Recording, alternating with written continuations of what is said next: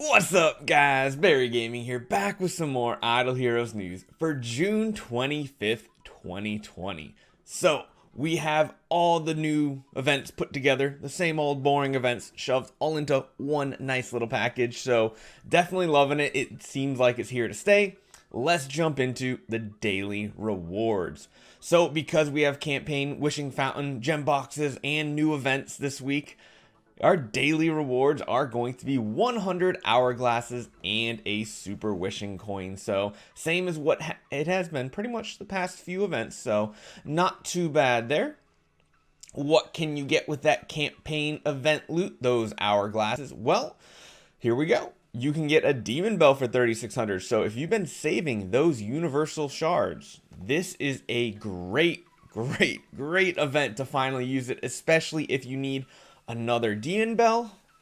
Plus, with the demon bell hitting Ormus Workshop, it could very well be one of the really good ones to get multiple glitteries of. So should you grab it? Probably. I think I might. I think we might play around with some double Demon Bell glittery action. We'll have to see though. But of course, you can also get a Carry, Delasium, or Horus copy. And there is that amazing Aspen skin. Honestly though, you know my thoughts on this is, especially with Ormus Workshop now, I really don't think you should use your Universal Crystal Shards unless you're going for those pay-to-win artifacts. A Carry copy though, that's pretty close to being necessary. So yeah, Delasium though, I don't know if I'd waste relics on a Delasium. He is easier hero to get a copy of, but it is up to you. Most people though should probably just go and get those 7 to 8 profit orbs. We do have the Wishing Fountain event, and the 300 point reward is Vesa, maximum 4 loops. Same old.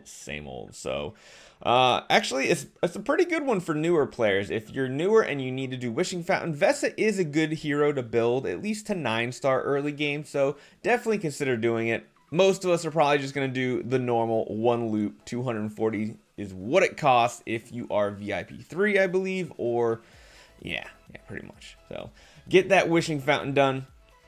We do have the Mysterious Chest event. So this one is the cream of the crop one. You get the hero copy mem, the guild coins, and 30 relics. 8,000 gems, so it's 2,000 more than normal. But because of those relics, it is definitely worth it, because they're adding more things into the game with relics, which we'll go over shortly. But yeah, we get the 1,500 gem for profit orb chest, which is not as good as the 8 one, of course, but it does seem like every time there is a hero copy, they give us the fewer profit orbs. So just the way it is. Definitely avoid the 2,500 and 4,000 chests. They are just not worth it. If you need dust, then you could potentially buy the 4,000 gem chest, but again, that's really just for the later game whales that are running out of resources. Besides that, don't get it. But of course, get those 5 heroic scrolls for 500. That's the cheapest you will ever see heroic scrolls. We do have the second week of the Ormus Workshop, so definitely if you need to upgrade any artifacts, check it out. I did a video last weekend. Of course, not many people really care because this is more for endgame people, not as much for earlier game. But, you know, if you need to upgrade, make sure you do. Speaking of artifacts, so there is a new event called Glorious Boost, which will be in the relic shop. It sounds like it is a limited time event, so I'm wondering if this is going to come around every month with Ormus Workshop and the boring week of Wishing Fountain, chests, and campaign loot. If it is, I'm not that far against it, but there are these 4 artifacts you can buy for 400 relics. Pretty much spot on what we thought the cost relic-wise would be when they spoiled it the other day. You can get Kiss a Ghost, Rui, Candy Bar, or Punisher. The only one I would honestly consider buying that would be worth it is the Rui Scepter, and that's really only if you're building Sherlocks or Unimaxes. Besides those 2 heroes, Rui really is not necessary or even that good on other heroes. This is a nice feature to have, but I feel like the average player probably will not want to buy these. take it from me, guys. If you are early mid game and you're thinking of buying one of these, just don't, please. Those relics are going to be much more worthwhile getting hero copies. It's essentially you either get a pay to win artifact or almost an E5 worth of copies in a normal faction hero. Of course, about half of a light or dark hero to E5. I wouldn't do it. Of course, if you are late game though and you have those Sherlocks, maybe even 2, you're probably going to want to pick up a Rui Scepter to use in Ormus Workshop and keep upgrading those Rui Scepters so you are unstoppable. But if I were you guys, if you are looking to buy a pay to win artifact down the road, I would wait till either Demon Bell, Magic Stone Sword, or Crown are in this glorious boost. Because as it is right here, definitely do not touch that Lucky Candy Bar. Punisher and Kiss of Ghost just aren't that game breaking. They're PvE only items essentially. Even Garuda's really not using Kiss of Ghost as much anymore. I would stay away from those. The only one I would consider would be that Rui Scepter. So take it from me, guys. Take it from me. We do have value packages, same as always.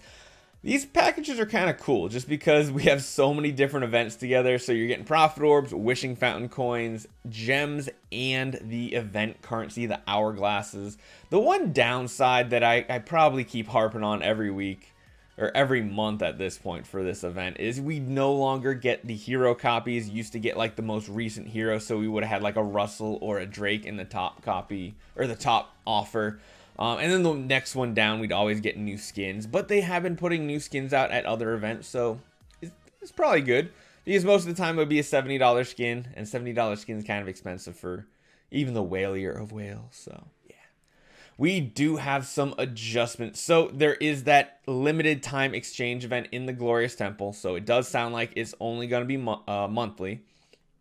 We also had a nice little gift. I don't know if you guys noticed it at all, but we did have this right here. They gave us a nice little present of some extra resources. But you did notice last night they did not include the 50 million gold they said they were. So if you check in-game today, there's actually 50 million gold plus 30 of the event currency, which is pretty cool. They basically just said, oops, sorry guys, here, take some extra. Hopefully you can get at least one side done, get to level 10 affection, and get that hero copy. Whether it's the Amun-Ra or the Ada, whichever one you need, go for it. So it was kind of cool that they're doing that. And I know I keep harping on it, but I really do feel like they are starting to listen to the fans a little bit more. They've been doing stuff, I won't go into it as far as helping content creators in the future, but here's a big thing. They were listening and they were willing to do minor buffs on both Russell and Drake. So right here, Russell really isn't that different. His active Brilliant Arrow, they made it do 100% more damage. Not like double damage, but it went from 1500% to 1600%. And gives you one extra layer of light arrow, which light arrow is really important because that's one extra hit to break through an unbending and kill someone. This is a big one here. This one I don't think people are going to expect to be that great, but his passive that he used to have increased holy damage of 60% is now going up to 80%. I'll tell you what, guys, the more holy damage Russell has, the more damage those little arrow hits are going to do. And it's just going to get a little crazy, I think. We're going to have to play around with them tomorrow because we got the double one. Man, if only you could use something. Oh, man. If only you could use something like an Antlers cane on him or something. Ooh, that could be good. But nah, you have to go super tanky on Russell. And then the only other change is his last passive. It basically just gives him one more stack as well. So overall, you should be getting 2 more stacks when you're doing the active. So you'll go from like 11 pings up to 13 pings after he uses his active, which is kind of important because a lot of times those extra 2 pings are going to be the difference of killing a hero. A lot of times you use the active and then you start pinging away and then they're at super low health. This way, it could actually kill a target. So the Russell buff is kind of cool. It's not any huge or game-breaking one, at least as far as we see. Of course, this also means a lot more damage in PvE as well. So we're going to test that out in Flame Shrine next week at some point. I can't wait. But we have to move on and check out Drake as well. Now, this one, some people have thought it's actually a downgrade to him. Others, think it's a buff. So let's look through it here. The big change that they're doing is instead of for the active and the passive for his normal attack, the black hole mark is now going to detonate at the end of the first round.